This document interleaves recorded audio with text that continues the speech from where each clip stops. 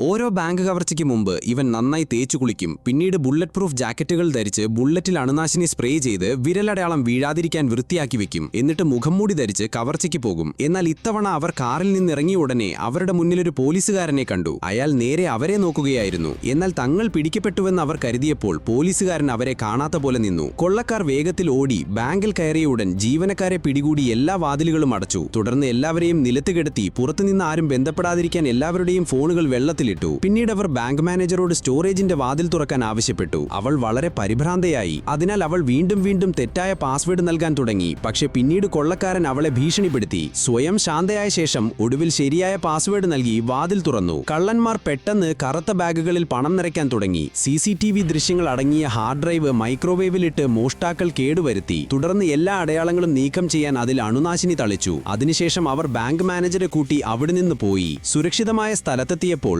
കള്ളന്മാർ ഒടുവിൽ മുഖംമൂടികൾ അഴിച്ചുമാറ്റി. പേടിച്ചരണ്ട സ്ത്രീയെ കണ്ടപ്പോൾ അവളെ വെറുതെ വിടണമെന്ന് അവർ കരുതി. എന്നാൽ കൊള്ളയടിച്ച പണം വിതരണം ചെയ്യുന്നതിനിടയിൽ കൊള്ളക്കാരിൽ ഒരാൾ പെട്ടെന്ന് അവളുടെ ID കണ്ടു. അവൾ അവരുടെ അയൽപ്പക്കത്താണ് താമസിക്കുന്നതെന്ന് മനസ്സിലായി. ഇത് കൊള്ളക്കാരെ ഭയപ്പെടുത്തി. കാരണം അവൾ വീണ്ടും അവരെ കണ്ടാൽ അവർക്കവരെ തിരിച്ചറിയാൻ കഴിയും. അതിനാൽ അവർ ആ അപകടം ഒഴിവാക്കാൻ തീരുമാനിച്ചു. അടുത്ത ദിവസം കള്ളന്മാരിൽ ഒരാൾ പെൺകുട്ടിയെ തിരിച്ചറിയുമോ എന്ന് കാണാൻ ഇടിച്ചതായി നടിച്ചു. എന്നാൽ അവനെ അത്ഭുതപ്പെടുത്തിക്കൊണ്ട് അവൾ അവനെ തിരിച്ചറിഞ്ഞില്ല എന്ന് മാത്രമല്ല, ആദ്യ കാഴ്ചയിൽ തന്നെ അവൾ പ്രണയത്തിലായി.